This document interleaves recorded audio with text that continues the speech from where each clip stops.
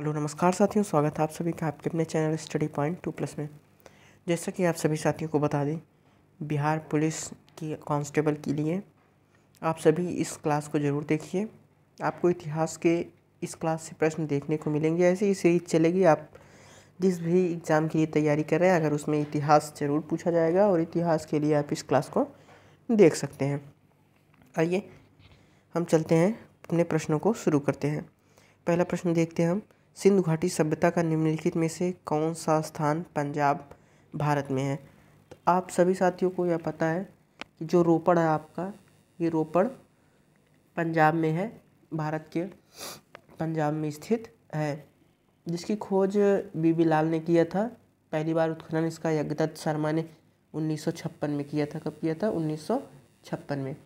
आइए अगले प्रश्न की तरफ चलते हैं। अगला प्रश्न हम देखते हैं। सिंधु घाटी काल के दौरान शिल्प उत्पादन के लिए सीपिया कहाँ से प्राप्त की जाती थी? तो सीपिया यहाँ ऑप्शन नंबर डी नागेश्वर से प्राप्त की जाती थी। और नागेश्वर साथियों आपका गुजरात में पाया जाता है। नागेश्वर जो है वो गुजरात में पाया जाता है और भारत में सिंधु घाटी सभ्यता का नागेश्वर ही पश्चिमी बिंदु है। आइए अगले प्रश्न की तरफ चलते हैं। यहाँ पर हम देख सकते हैं अगला प्रश्न।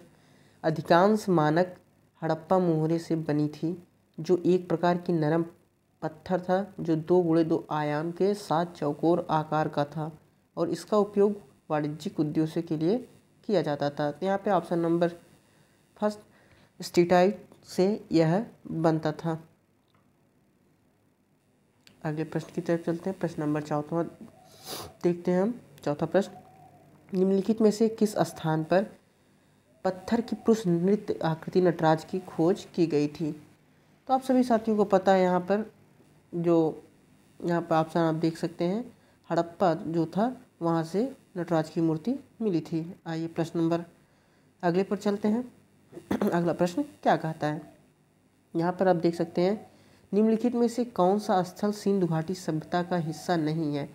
तो हड़प्पा, लोथल और मोहनजोदड़ो आप सभी जानते हैं ये सिंधु घाटी सभ्यता का है, लेकिन ऑप्शन नंबर बी उरुक ये सिंधु घाटी सभ्यता का स्थल नहीं है, उससे संबंध इसका नहीं है। अगले प्रश्न की तरफ चलते हैं। अगला प्रश्न नंबर 6 हम देखते हैं।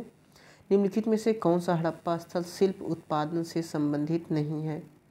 तो मांडा जो है साथियों, मांडा यह है शिल्प उत्पादन से संबंधित नहीं है। आइए मांडा आप सभी समझ सकते हैं।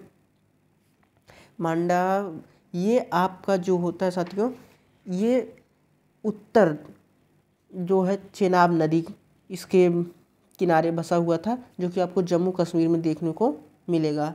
मांडा उत्तरी बिंदु है सिंधु घाटी सभ्यता का। आइए जम्मू कश्मीर में, भारत में आप सभी समझ सकते हैं। आइए चलिए अगले प्रश्न की तरफ चलते हैं।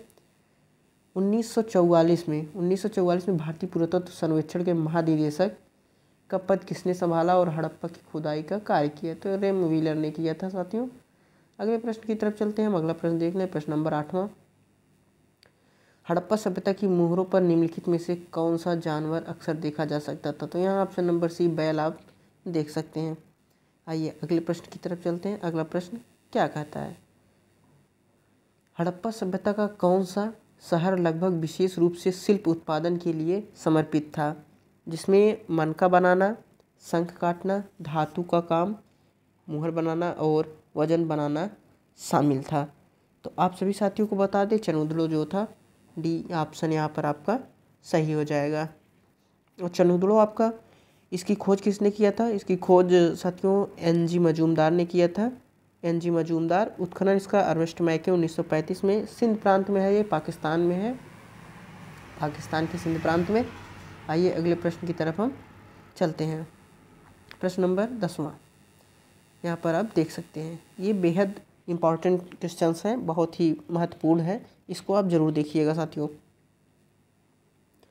निम्नलिखित में से कौन सा मानव गतिविधियों और सभ्यता के प्रागैतिहासिक काल का सही कालक्रम? यहाँ पर आपको सही काल बताना है कि पहले नवपाषाण काल, मध्य पाषाण काल, पूरा पाषाण काल, या ऑप्शन बी देखते हैं हम, पूरा पाषाण काल, मध्य पाषाण काल और नवपाषाण काल। ऑप्शन नंबर सी मध्य पाषाण काल, नवपाषाण काल और पूरा पाषाण काल। तो आपको यहाँ ऑप्शन नंबर बी ही आपको सही मिल जाएगा साथियों। ऑप्शन नंबर बी आपका यहाँ पर सही हो जाएगा।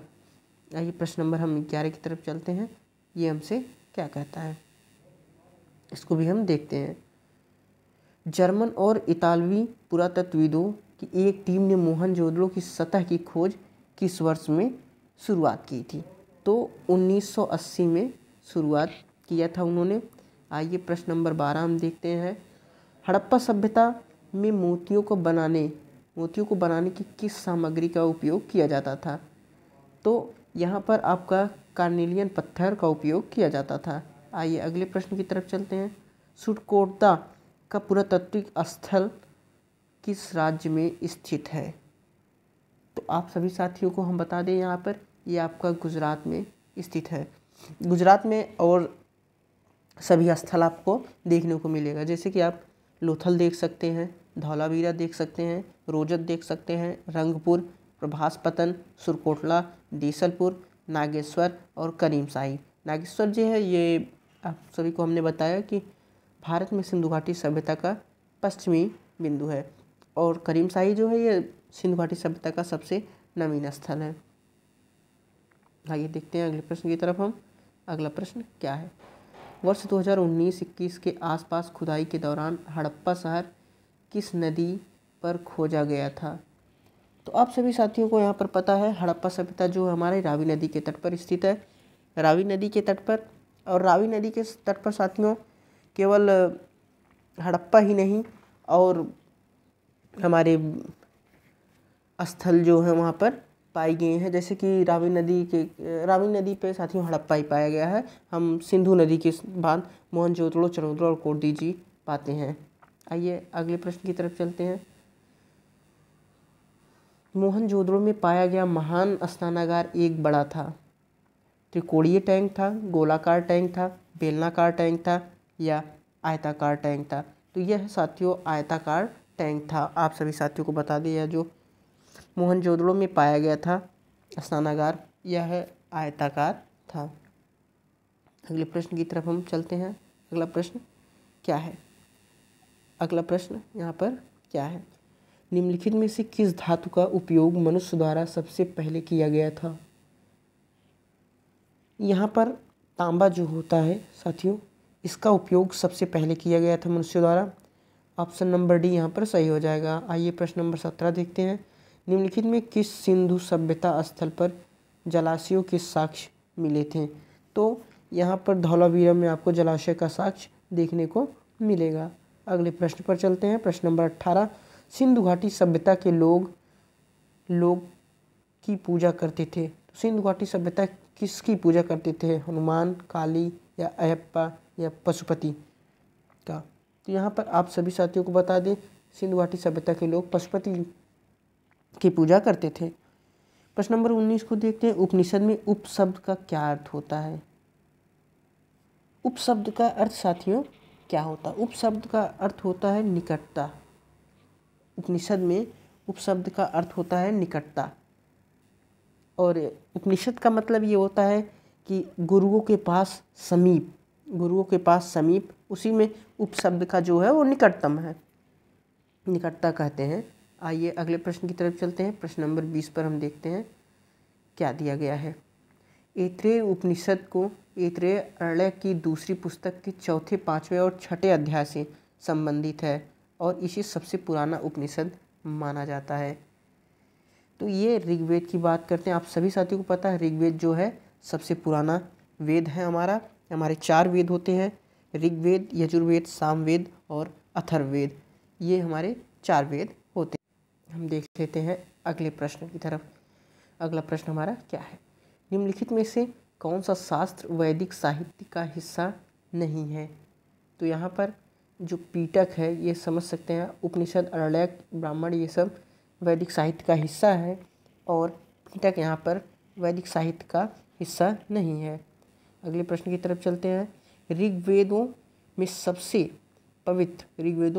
पवित्र जिसमें 10 अध्याय जिन्हें मंडल कहा जाता है, जिसमें 10,600 श्लोक के भजन हैं। देखिए साथियों, यहाँ पर आपको 1028 आपको यहाँ पर देखने को मिलेगी सूक्त, जिसे हम कहते हैं यहाँ पर 1028 सूक्त है, 10 मंडल है। ये आपका ऋग्वेद हो जाता है साथियों, जिसके 10वें मंडल में पुरुष सूक्त वर्णाश्रम व्यवस्था दिया गया है। आइए अगले प्रश्न की तरफ हम चलते हैं। इसी में 9वां मंडल देवता सोम को समर्पित है और इसी के तीसरे मंडल में साथियों गायत्री मंत्र का उल्लेख हुआ है। तीसरे मंडल में गायत्री मंत्र का उल्लेख हुआ है, तीसरे मंडल में। आइए अगले प्रश्न की तरफ चलते हैं। हिंदू धर्म में भगवान देवी वृक्षों के देवता, रोग के उपचारक और धन के दाता का अभिन्न रूप थे। यहाँ उषा, यम, सोम और वरुण। तो सोम यहाँ पर साथियों ऑप्शन नंबर सी आपका सही हो जाएगा। अगले प्रश्न की तरफ चलते हैं। हिंदू धर्म में निम्नलिखित में से किस देवता को सृष्टिकर्ता माना जाता है? तो ब्रह्मा को सृष्टिकर्ता माना जाता है, आप सभी साथियों को पता है। प्रारंभिक हिंदू दर्शन ने जीवन के कितने चरण निर्धारित किए थे? तो निर्धारित साथियों आपको पता है 4, आप सभी साथी जानते हैं 4 होता है। आइए अगले प्रश्न की तरफ चलते हैं। अगला प्रश्न क्या कहता है? ऋग्वेद के भजनों को किस नाम से जाना जाता है? किस नाम से जाना जाता है ऋग्वेद के भजनों को साथियों? तो यहाँ पर सूक्त जो होता है वो होता है, उसे हम ऋग्वेद के भजनों के बारे में जानते हैं, जिसमें 1028 सूक्त हैं। टोटल 1028 सूक्त ऋग्वेद में। आइए आगे चलते हैं अगले प्रश्न की तरफ। यहाँ पर हम देख सकते हैं हिंदू धर्म के अनुसार किस भगवान देवी को ब्रह्मांड का संरक्षक और रक्षक माना जाता है? देवी सरस्वती, भगवान शिव, भगवान विष्णु, देवी लक्ष्मी। तो यहाँ पर भगवान विष्णु आपको ऑप्शन नंबर सी सही देखने को मिलेगा। अगले प्रश्न की तरफ चलते हैं हम। निम्नलिखित में से किस वेद को गीत की पुस्तक, मंत्रों का वेद या गीतों का योग भी कहा जाता है? तो यह साथियों आप सभी को पता होगा कि यहाँ पर सामवेद की बात हो रही है। सामवेद भारतीय संगीत का जनक माना जाता है, संगीत वेद भी कहा जाता है और ये सबसे कम ऐतिहासिक महत्व वाला वेद है साथियों। आइए अगले प्रश्न नंबर 29 पर हम चलते हैं। यजुर्वेद गुना है? तो यजुर्वेद 2 गुना है। यजुर्वेद 2 गुना है। यजुर्वेद के बारे में अगर हम समझते हैं साथियों, तो इसमें यज्ञ, हवन, कर्मकांड, यज्ञ, हवन और कर्मकांड, ये सभी इसमें उल्लेख इसका मिलता है। इसमें गद्य पद दोनों में है ये, इसीलिए इसको चंपू वेद भी कहते हैं। 2 शाखाएं इसमें, शुक्ल यजुर्वेद और कृष्ण यजुर्वेद। आइए अगले प्रश्न पर चलते हैं। यहाँ पर ऑप्शन नंबर भी आपका सही हो जाएगा। प्रश्न नंबर 30 पर हम देखते हैं क्या है। कौन सा वैदिक देवता पृथ्वी स्थान स्थलीय देवता की श्रेणी में आता है? तो यहाँ पर बृहस्पति जो है वो ऑप्शन नंबर बी आपका सही हो जाएगा। अगले प्रश्न की तरफ चलते हैं। प्राचीन भारतीय महाकाव्य सबसे लंबी महाकाव्य कविता के रूप में जाना जाता है और इसे अब तक लिखी गई सबसे लंबी कविता के रूप में वर्णित किया गया है। तो यह आप सभी साथ में जान सकते हैं, महाभारत यहाँ पर आपका सही हो जाएगा। यहाँ पर हम अगले प्रश्न की तरफ देखते हैं। वैदिक ग्रंथों के अनुसार संग्रहित्रियों का कार्य क्या था? संग्रहित्रियों का कार्य क्या था? तो यहाँ पर देख सकते हैं कोषाध्यक्ष, खजांची उसे कहते हैं। 33 नंबर प्रश्न देखते हैं। यहाँ पर हम वेंकटेश्वर, जिन्हें वेंकटचलपति, श्रीनिवास और बालाजी के नाम से भी जाना जाता है, हिंदू भगवान का एक रूप है। यहाँ पर विष्णु भगवान के वो रूप आपको देखने को मिलेंगे, यानी ऑप्शन नंबर ए आपका सही हो जाएगा। आइए अगले प्रश्न की तरफ चलते हैं। हिंदू धर्म पुरुषार्थ जीवन लक्ष्यों के माध्यम से जीवन में पूर्ण भागीदारी का प्रोत्साहित करता है। निम्नलिखित में कौन सा उनमें से एक नहीं है? मोक्ष, सत्व, काम, अर्थ। तो यहाँ पर आपका ऑप्शन नंबर सत्व सही हो जाएगा। आइए अगले प्रश्न की तरफ चलते हैं। हम यहाँ देखते हैं बृहदारण्यक, मुंडक और तैत्तिरीय निम्नलिखित में से किस श्रेणी के धार्मिक ग्रंथों के कुछ उदाहरण हैं? 35 नंबर साथियों आप देख सकते हैं उपनिषद की, जातक कथाएं की, पुराण की या महाकाव्य की। तो यहाँ पर आप उपनिषद यहाँ पर सही करिएगा। आइए प्रश्न नंबर 36 देखते हैं। पुरातत्ववेत्ता बीबी लाल ने मेरठ जिले में स्थित हस्तिनापुर में कब उत्खनन किया था? तो यहाँ पर आप सभी साथियों को बता दें 1951-52 में इन्होंने उत्खनन किया था। अगले प्रश्न की तरफ देखते हैं। प्रश्न नंबर 37। धनुर्वेद यजुर्वेद का उपवेद है, यह निम्नलिखित संबंधित है। युद्ध कला, वास्तुकला, कला और संगीत, चिकित्सा। तो आप सभी साथियों को बता दिया युद्ध कला से संबंधित है। यहाँ पर ऑप्शन नंबर ए आपका सही हो जाएगा। यहाँ पर देख सकते हैं 38 नंबर प्रश्न। भारत में वैदिक काल की अवधि थी। भारत में वैदिक काल की अवधि थी। यहाँ पर आप सभी ऑप्शन देख सकते हैं। ऑप्शन में क्या दिया गया है? 1500 से 500 ईसा पूर्व, 336 से 323 ईसा पूर्व, 3000 से 2600 ईसा पूर्व, या 550 से 323 ईसा पूर्व। तो यहाँ पर आपका 1500 से 500 ईसा पूर्व ऑप्शन ए सही हो जाता है साथियों। आइए प्रश्न नंबर 39 की तरफ हम चलते हैं। 39 में देखते हैं क्या है। 39 में दिया गया है कि वेदों के निम्नलिखित अंगों में से कौन सा जटिल शब्दों की संख्या और अर्थ के लिए जाना जाता है? छंद, कल्प, व्याकरण या निरुक्त। तो आप सभी साथियों को यहाँ बता दें निरुक्त जो है आपका यह कठिन माना जाता है। ऑप्शन नंबर डी यहाँ पर आपका सही हो जाएगा। आइए अगले प्रश्न की तरफ हम चलते हैं। प्रश्न नंबर 40 देखते हैं। निम्नलिखित में से कौन सा वेद रोगों के उपचार के बारे में बात करता है? इस प्रश्न को आप देख सकते हैं सभी साथियों को। प्रश्न नंबर 40 है अथर्ववेद, यजुर्वेद, सामवेद या ऋग्वेद। तो यहाँ पर अथर्ववेद साथियों आपका सही हो जाएगा। अथर्ववेद जादू टोना टोटका चिकित्सा का वर्णन इसी अथर्ववेद में आप सभी को मिलेगा। सबसे नवीनतम वेद माना जाता है ये। इसे लोकप्रिय धर्म में प्रतिनिधित्व धारण करने वाला वेद कहा जाता है। आप सभी साथियों को बता दें यजुर्वेद, सामवेद व अथर्ववेद की रचना उत्तर वैदिक काल की मानी जाती है। आइए अगले प्रश्न की तरफ हम चलते हैं। प्रश्न नंबर 41 की तरफ। भारत के राज्य चिन्ह में एक उद्धरण है सत्यमेव जयते जो देवनागरी लिपि में अंकित है। यह उद्धरण निम्न में से लिया गया है। तो आप सभी साथियों को यह पता होगा। ऑप्शन नंबर ए यहाँ पर मुंडको उपनिषद से लिया गया है। मुंडको उपनिषद से उपनिषदों को वेदांत भी कहा जाता है। आप सभी साथियों को बता दें। आइए अगले प्रश्न की तरफ हम चलते हैं। प्रश्न नंबर 42। महाभारत के अनुसार भीम और हिडिंबा का पोता कौन था? आप सभी साथियों को बता दें ये बर्बरीक था। कौन था? बर्बरीक। यहाँ पर आपका सही हो जाएगा। हम देख लेते हैं अब प्रश्न नंबर 43 को। यहाँ पर क्या कहता है? महाभारत का मूल नाम क्या है? तो महाभारत आप सभी साथियों को पता होगा जय संहिता, शिव संहिता, भृंग संहिता, सुश्रुत संहिता। यहाँ पर आप सभी साथी जानते होंगे महाभारत का जो मूल नाम है वो क्या है? जय संहिता है। आगे चलते हैं प्रश्न नंबर 44 पे। देखते हैं 44 नंबर का प्रश्न। हम इसको देखते हैं। इसमें क्या कहा जाता है? कठोपनिषद में नचिकेता नाम के एक युवा लड़के और एक देवता के बीच बातचीत का वर्णन है। निम्नलिखित में से कौन सा देवता नचिकेता से बात कर रहा है? तो आप सभी साथियों को बता दें यहाँ पर आपका भगवान यम बात कर रहे हैं। ऑप्शन ए नंबर यहाँ पर आपका सही हो जाएगा। आइए अगले प्रश्न की तरफ चलते हैं हम।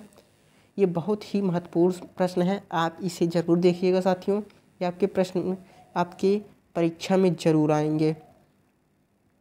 महाभारत के उस पात्र का नाम बताइए जिसे महाभारत युद्ध देखने और अंधे राजा धृतराष्ट्र को दृश्य समझाने के लिए दिव्य दृष्टि प्राप्त थी। तो आप सभी साथियों को ऑप्शन नंबर सी यहाँ पर दिख रहा होगा जो कि संजय थे। ये आपको यहाँ पे ऑप्शन नंबर सी आपका सही हो जाएगा, संजय। अगले प्रश्न की तरफ चलते हैं। प्रश्न नंबर 46 देखते हैं क्या दिया गया है। जैन धर्म में जैन शब्द संस्कृत भाषा जिन से लिया गया है जिसका अर्थ है, जिसका अर्थ है वह व्यक्ति जो मानवीय भावनाओं से परे हो गया हो। 46 में आप सभी साथियों को बता दें यहाँ विजेता शब्द है, यही आपका यहाँ पर सही हो जाएगा। देखते हैं अगले प्रश्न की तरफ हम चलते हैं। प्रश्न नंबर देखते हैं 47 में क्या दिया गया है। जैन धर्म से संबंधित जल मंदिर का निर्माण किसने करवाया था? तो यहाँ पर आप सभी को बता दें राजा नंदीवर्धन ने इसका निर्माण करवाया था। तो ऑप्शन नंबर सी यहाँ पर आपका सही हो जाएगा। अगले प्रश्न की तरफ चलते हैं। दिगंबर संप्रदाय जो था आपका निम्नलिखित में से किस धर्म से संबंधित है? तो आप सभी साथियों को पता है ये जो है आपका जैन धर्म से संबंधित है। किससे संबंधित है साथियों? जैन धर्म से संबंधित है। ऑप्शन नंबर सी यहाँ पर आपका सही हो जाएगा। अगले प्रश्न की चलते हैं तरफ। निम्नलिखित में से कौन सा आगम जैन धर्म में अहिंसा का वर्णन करता है? तो यहाँ सभी साथियों को बता दें, यहाँ पे आप प्रश्न देख सकते हैं निम्नलिखित में से कौन सा आगम जैन धर्म अहिंसा का वर्णन करता है? तो ऑप्शन नंबर बी यहाँ पर आपको सही देखने को मिलेगा। सूत्रकांग जो है ये यहाँ पर आपको सही देखने को मिल जाएगा। ऑप्शन नंबर बी यहाँ पर सही हो जाएगा।